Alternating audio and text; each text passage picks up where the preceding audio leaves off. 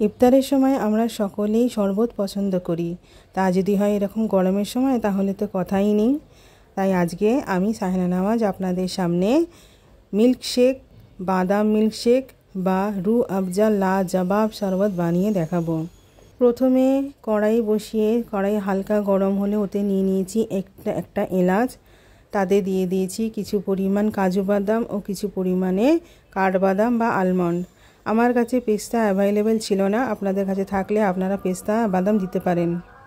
কিছুক্ষণ ভাজার পরে যখন হালকা কালার চেঞ্জ হবে ও হালকা হালকা স্মেল বেরোবে তখন গ্যাসের ফ্লেমটা অফ করে ঠান্ডা করতে দেব। ঠান্ডা হয়ে গেলে এরকম ছোট একটি হামানদিস্তিতে আপনারা চাইলে মিক্সির গ্রাইন্ডারেও বাদামের পাউডার বানিয়ে নিন।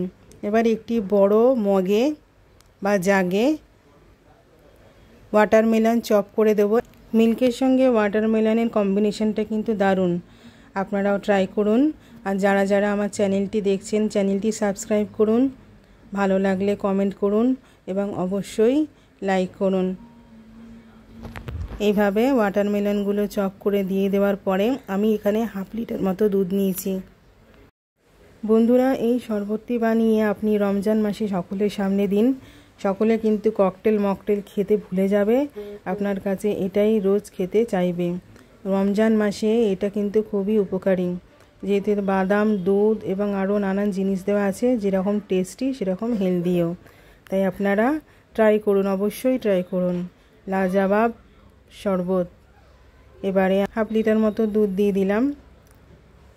দিয়ে দেওয়ার পরে এবার খুবই সামান্য আমি নুন এতে দিয়ে দেব।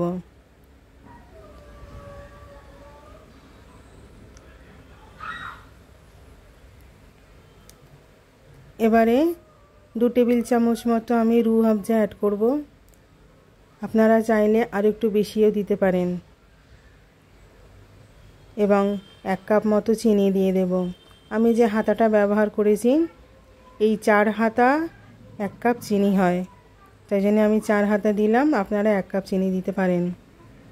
চিনি দেওয়ার পরে এবারে 4 চামচ মতো যে বাদাম পাউডার, সেই বাদাম পাউডারটা এতে মিশিয়ে দেব। এবার একটি হ্যান্ড ব্লেন্ডারের সাহায্যে খুব ভালো করে এটাকে মিক্সড করব। আপনাদের কাছে হ্যান্ড ব্লেন্ডার না থাকলে যদি ডাল ঘুটনি থাকে, ডাল ঘুটনি দিয়েও আপনারা মিক্স করতে পারেন।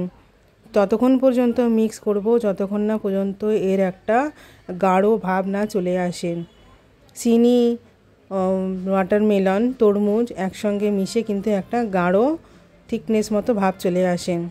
এবার আমার শরবত রেডি হয়ে গেলে আমি এগুলো গ্লাসে সার্ভ করব এবং উপর থেকে গুঁড়ো বাদাম পাউডার দিয়ে গার্নিশ করব।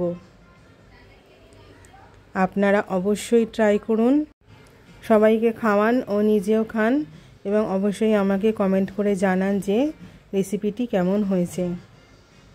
ধন্যবাদ।